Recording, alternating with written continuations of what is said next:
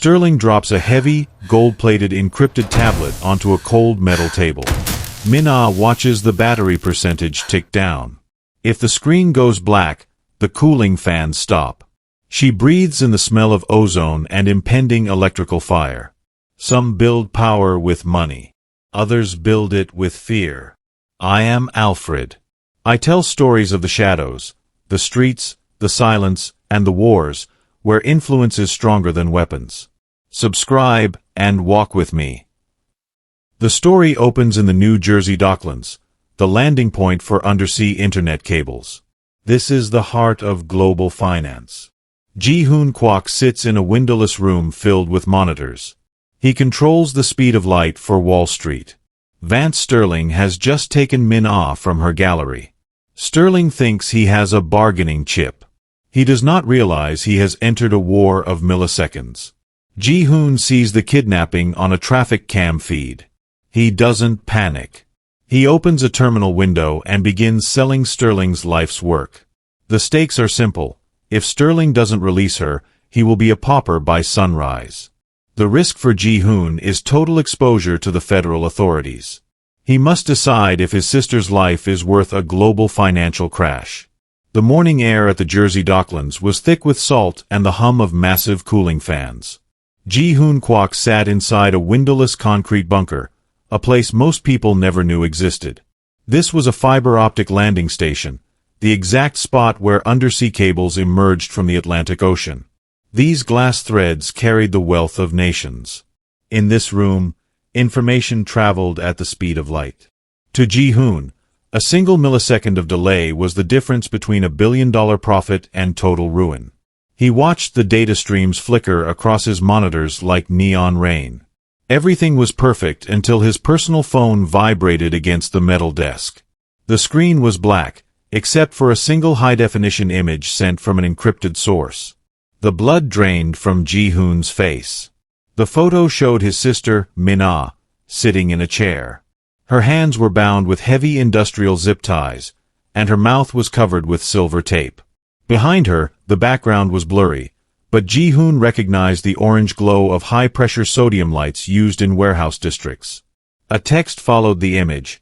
"We have the restaurateur. You have the key. If you alert the authorities, we disconnect her permanently. You have 60 minutes to hand over the Sterling decryption algorithm." Ji-Hoon didn't scream. He didn't throw his phone. His training as a quantitative analyst took over, chilling his emotions into a sharp, frozen edge. He knew the kidnappers were amateurs in one specific way. They thought they held the power because they had the girl. They didn't understand the geography of the modern world. By taking Min-Ah, they had entered his territory. He looked at the massive cables snaking across the floor. These lines connected the very servers the kidnappers were likely using to send their threats. He was the gatekeeper of this digital highway.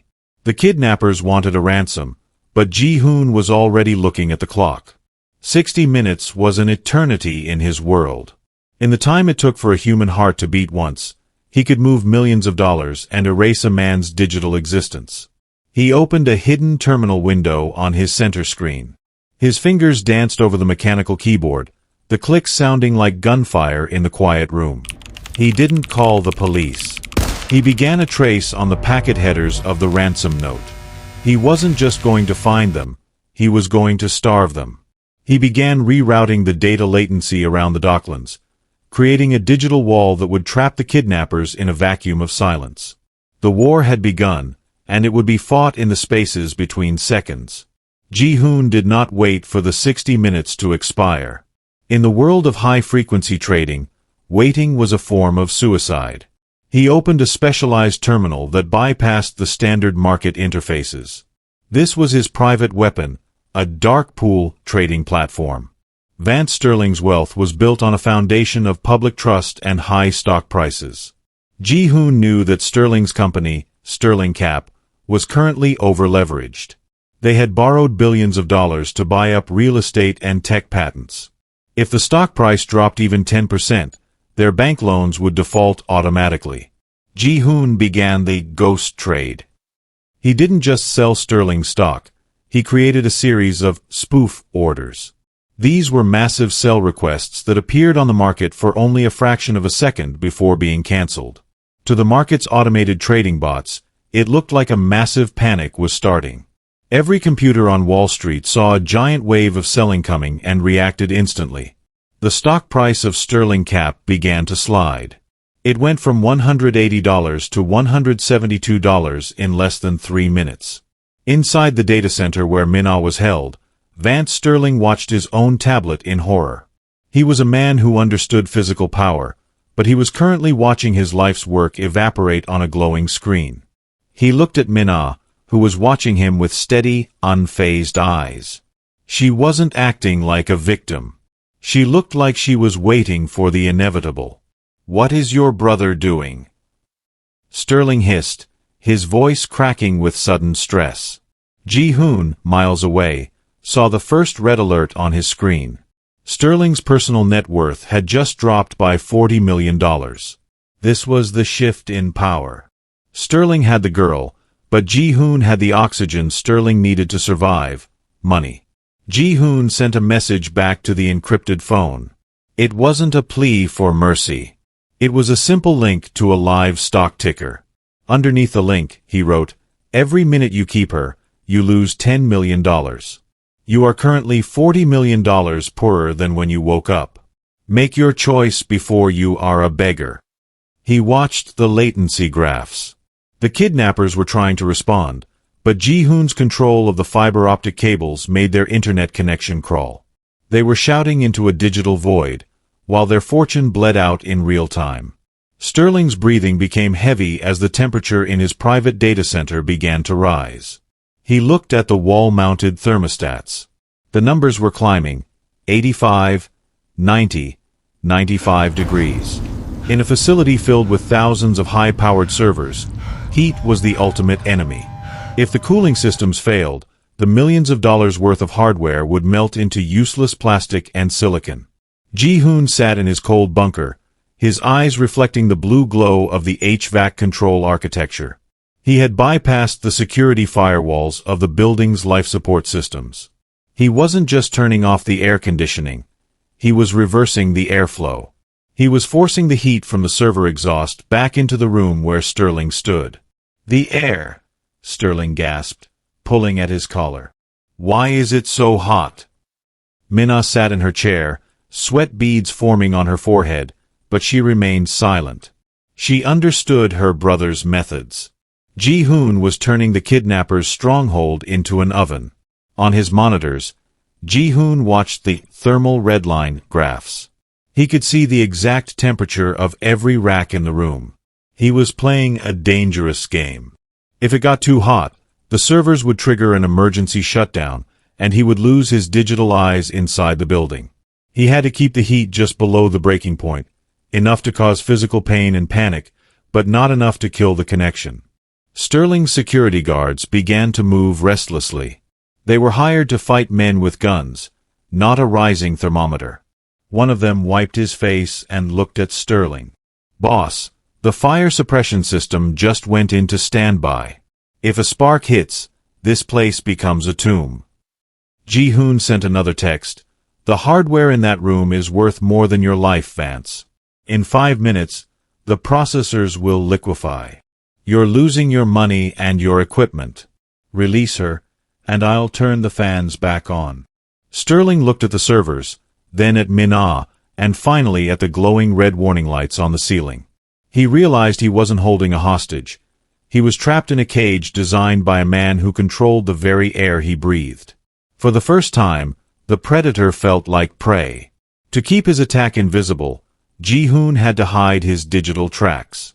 The cybersecurity teams at Sterling Cap were starting to wake up. They were looking for the source of the heat command signals. If they traced the signals back to the landing station, the game would be over. Ji-Hoon needed a noise floor, a massive digital distraction that would keep every technician in the city busy. He looked at the regional power grid map on his screen. 2 miles away from the warehouse district sat St. Jude's Community Hospital. The hospital shared a local data relay with Sterling's facility. Ji-Hoon's fingers hesitated over the execute key for the first time. He knew what happened when a hospital lost its secondary data stream. Electronic health records would go dark. Lab results would be delayed. Doctors would have to work by hand, and every second lost could cost a life. He thought of Min-Ah. He remembered the zip ties on her wrists. The hesitation vanished. He told himself that the hospital had its own emergency batteries, even if the data backup failed. It was a lie, but it was a lie he needed to tell himself to stay focused. He clicked the mouse. Instantly, he rerouted the entire local bandwidth to flood the hospital's backup servers with a massive wave of garbage data. The hospital's system crashed. Across the city, sirens began to wail as ambulances were rerouted. Emergency room screens turned black. Doctors looked at their monitors in confusion, unable to access patient allergies or surgical schedules. Ji-Hoon watched the chaos unfold on a small news feed in the corner of his screen. A reporter was already talking about a mysterious technical glitch at the hospital. By creating this crisis, Ji-Hoon had successfully masked his hack on Sterling. The city's IT experts were rushing to help the hospital, leaving Sterling's melting server room completely undefended. Ji-Hoon felt a cold pit in his stomach, but his eyes remained dry. He had traded the safety of hundreds of strangers for a tactical advantage. He was no longer just a coder protecting his family. He was becoming a man who decided who lived and who died. He looked back at the photo of his sister. He told himself it was worth it. He would burn the whole city down if it meant bringing her home. Ji-Hoon knew that bankrupting a man was only half the battle. To truly destroy Vance Sterling, he had to take away his crown. He needed to turn Sterling's own allies into his executioners. In the corporate world, loyalty only lasts as long as the profit margins. Ji-Hoon opened a folder labeled Sterling Board of Directors. He had spent the last hour harvesting private emails, offshore bank statements, and voice recordings from Sterling's personal cloud storage. While Sterling was sweating in a literal oven, Ji-Hoon was preparing a digital guillotine. He didn't leak the information to the public yet. Instead, he sent a package to the private laptops of the 3 most powerful board members at Sterling Cap. The files contained proof that Vance Sterling had been skimming money from the employee pension fund to pay for his private security team, the same men currently holding Min-Ah. Ji-Hoon attached a short note to the email. The SEC will have these files in 10 minutes. If you want to save the company from a total federal shutdown, you must remove Vance Sterling immediately. Vote him out now, or go to prison with him. The reaction was nearly instant. Ji-Hoon watched the company's internal communication logs. An emergency board meeting was called via an encrypted video link. He hacked the video feed and watched the 3 directors. Their faces were pale with fear. They didn't care about Min-Ah, and they didn't care about Sterling. They only cared about their own survival. "He's a liability," one director whispered. "If this gets out, we all lose everything." Within 6 minutes, the board took a formal vote. Using a moral turpitude clause in his contract, they stripped Vance Sterling of all executive power and froze his corporate credit lines. Back in the heated data center, Sterling's tablet let out a sharp, rhythmic beep. A notification appeared in bright red letters. Access denied. Administrative privileges revoked. Sterling stared at the screen, his face turning from red to a ghostly white. He tried to log back in, but the system rejected his thumbprint. He was no longer the CEO. He was no longer a billionaire. He was just a man in a hot room with a kidnapped girl he could no longer afford to keep. Ji-Hoon watched through a hacked security camera as Sterling slumped against a server rack. The power shift was complete. Sterling had lost his empire without a single shot being fired. Vance Sterling was broken, but his security guards were still dangerous. These men were mercenaries. They didn't care about stock prices or boardroom votes. They only cared about getting paid and staying alive. To get them to drop their weapons, Ji-Hoon had to stop attacking their bank accounts and start attacking their shadows. Ji-Hoon reached into a part of his life he had tried to bury. He made a call to an old man in Seoul who had served his father for 30 years. He didn't ask for a hit team. He asked for a ghost story. Within minutes, the dark corners of the internet began to whisper. On the private message boards used by mercenaries and contract security, a new thread appeared. It contained the names and photos of every guard in that room with Sterling. Beside their photos were the names of their families, their home addresses, and a single symbol, the black magpie of the Kwak family. The rumor spread like a virus. It claimed that a cleansing team from Korea had already landed at Newark Airport. The story said they weren't there to negotiate. They were there to erase the lineage of anyone who touched the magpie's sister. Inside the sweltering warehouse, the guards' phones began to chirp. One by one, they looked at their screens. The air was already 95 degrees, but a cold chill swept through the room. The lead guard, a scarred man who had fought in 3 wars, looked at Min-Ah. He saw her sitting there, calm and silent, and suddenly she didn't look like a victim anymore. She looked like a trap. "Boss," the lead guard said, his voice low. "My family just got a delivery at their house in Ohio. It was an empty box with a magpie feather inside." Sterling looked up, his eyes wild. "I'm paying you to stay. It's just a trick." "You aren't paying us anything," the guard replied, dropping his rifle to the floor with a heavy thud. "Your accounts are frozen, and I'm not dying for a man who's already a ghost." The other guards followed. They didn't run, they simply stepped away from their posts, leaving their gear behind. They were professional enough to know when a war was lost. The Korean Mafia didn't need to fire a single bullet. The mere suggestion of their arrival, backed by the precision of Ji-Hoon's data, had paralyzed the defense. Ji-Hoon watched through the camera as the room emptied, leaving Sterling alone with his prisoner. The psychological wall had collapsed. Sterling was now just a man sitting in a hot room, surrounded by silent servers and a girl who was protected by a myth. Ji-Hoon knew that fear and bankruptcy were temporary, but the law was a permanent cage. To ensure Vance Sterling could never crawl back to power, Ji-Hoon had to turn the federal government into his personal cleaning crew. He initiated the audit trap. He didn't just leak documents. He used his access to the landing station's high-speed lines to flag Sterling's accounts within the federal banking system. He triggered an automated anti-money laundering (AML) alert. This was a system designed to stop terrorists and drug cartels. Once the red flag was raised, the response was mechanical and cold. In Washington, D.C., the computers at the Treasury Department detected the suspicious movement of funds Ji-Hoon had orchestrated earlier. Because the volume was so high, the system automatically issued an emergency freeze on every asset connected to Sterling's social security number and corporate ID. Sterling sat in the suffocating heat of the warehouse, desperately trying to use a backup laptop. He watched as his personal bank portal changed from a balance screen to a stark, government-stamped notice. Account frozen by order of the U.S. Treasury. Pending investigation. He was now legally paralyzed. He couldn't pay for a taxi, a lawyer, or even a bottle of water. Every credit card in his wallet was now a useless piece of plastic. The audit trap had locked him in a digital prison before he could even reach the exit of the building. Ji-Hoon watched the satellite tracking of the Treasury Department's regional enforcement team. Black SUVs were already moving toward the warehouse district. He had timed it perfectly. By the time the federal agents arrived, Sterling would have no money to flee and no guards to protect him. Ji-Hoon looked at the screen and felt a strange lack of victory.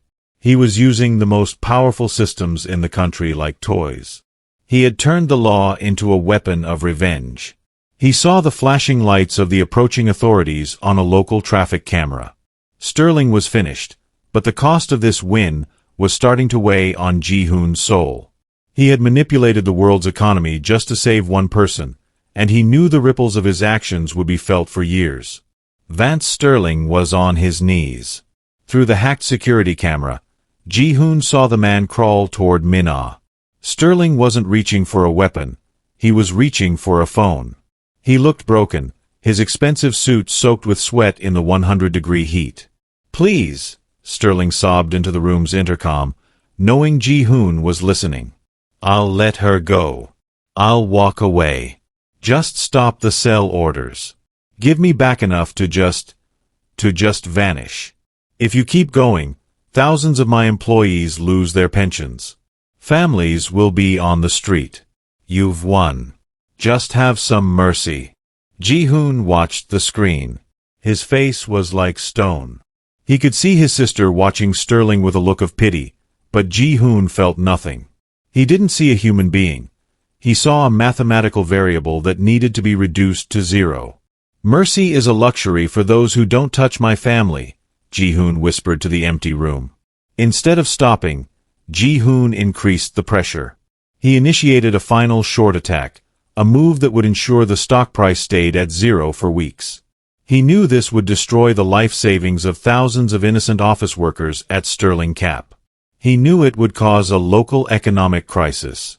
But he didn't care. To Ji-Hoon, every person connected to Sterling was now part of the infection. He leaked a final set of documents to the news networks. These weren't just financial records. They were personal, embarrassing photos and private conversations Sterling had with his family. Ji-Hoon was stripping away the man's dignity along with his money. He wanted Sterling to be a monster in the eyes of the entire world. Min-Ah looked directly into the camera lens. She could almost feel her brother's coldness through the glass. She shook her head slightly, a silent plea for him to stop, to be the brother she remembered. Ji-Hoon ignored her. He watched the sympathy index, a social media tracking tool he used, as public opinion of Sterling turned into pure, undiluted hatred. The world was cheering for Sterling's destruction, and Ji-Hoon was the silent conductor of the hate. He had saved his sister, but in the process, he had become a ghost who enjoyed the sound of a man's life shattering. He was no longer a coder. He was a digital executioner who had forgotten how to feel. The air inside the data center began to hum with a high-pitched, metallic scream. The server racks were vibrating. Ji-Hoon had pushed the system to the thermal red line. Without the cooling fans, the processors were generating so much heat that the internal components were expanding and grinding against their casings. Ji-Hoon watched the sensors turn a violent, pulsing purple on his screen. This was the moment of no return. In less than 2 minutes, the entire facility would suffer a thermal runaway. The lithium batteries in the backup power units would swell and catch fire. The room would become a furnace of toxic smoke and melting plastic. Vance Sterling was slumped on the floor, his eyes glazed over from the heat. He didn't even notice the smell of burning ozone. But Ji-Hoon was focused on one thing, the electronic lock on the main exit. If the power failed before the door opened, Min-Ah would be trapped in a tomb of fire. Vance, Ji-Hoon's voice boomed through the intercom, cold and precise. The fire suppression system is dead. You have 60 seconds to use your manual override key and get her out of there, or you both burn. I have already sent the GPS coordinates to the agents outside. If you save her, you might live to see a prison cell. If you don't, you die right now. Sterling looked at the server racks. A small explosion of sparks erupted from a rack near the back. Flame licked the ceiling. The fear of death finally broke through his shock. With trembling hands, he reached into his pocket and pulled out a physical brass key, the only thing in the room that wasn't digital. He crawled to the heavy steel door. He fumbled with the lock, his fingers slick with sweat. Min-Ah watched him, her breathing shallow in the thin, hot air. Ji-Hoon watched the system health bar drop to 1%. He was holding the digital pulse of the building steady with everything he had, rerouting the last bits of electricity to keep that door's mechanism alive. Click. The heavy lock turned. Sterling threw the door open, and the rush of cooler hallway air felt like a miracle. He didn't look back. He ran. Min-Ah, still tied to the chair, tipped herself over and began to crawl toward the opening as smoke began to fill the room. Ji-Hoon saw her reach the threshold of the hallway. He finally let go of the enter key. The screens in the warehouse went black. A second later, a massive electrical surge ripped through the building, and the video feed cut to static. The smoke from the warehouse fire rose into the Jersey sky, but Ji-Hoon was already blocks away, waiting in a nondescript black sedan.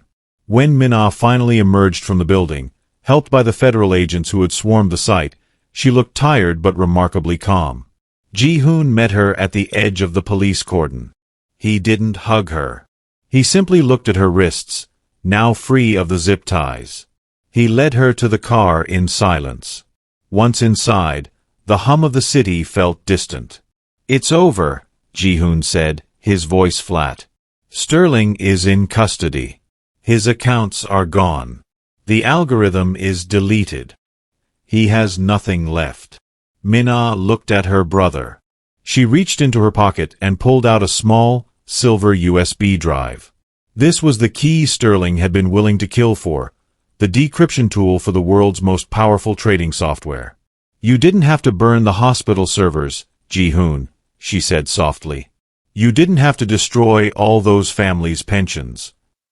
"I did what I had to do to save you," he replied. Min-Ah shook her head.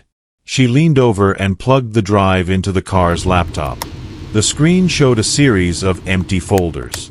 There was no algorithm. There was no secret code. "I deleted it 3 hours before they even picked me up," she whispered. "I knew they were coming. I let them take me because I wanted to see if you would still be the man who played with me in the park, or if you had truly become the machine our father wanted you to be." Ji-Hoon stared at the empty drive. He had crashed a multi-billion-dollar company, ruined thousands of lives, and risked a city's safety for a drive that contained nothing. He had won the war, but he had lost the only thing that mattered. He saw his own reflection on the laptop screen, a cold, distant stranger. He looked at the gold-plated tablet Sterling had used, now sitting on the car floor like trash. The power system had changed, the money was gone, and the girl was safe. But as Ji-Hoon drove away, he realized the latency gap between him and his sister was now a distance that even the speed of light could never bridge. In the end, Vance Sterling learned a lesson that cost him everything. You don't play with a man who controls the speed of light. But as the smoke cleared over the Jersey docklands, Ji-Hoon Kwak realized that winning the war doesn't mean you get to keep the peace. He saved his sister's life, but he burned his own humanity to do it. The digital ghost stories of the Kwak family are far from over, and the shadows they cast reach further than any fiber optic cable. If this deep dive into the architecture of power keeps you on the edge of your seat, make sure you're locked in with us for the next blueprint. Every move has a consequence, and every empire has a breaking point. Join the conversation in the comments. Did Ji-Hoon's victory justify the cost, or did he become the very villain he set out to destroy?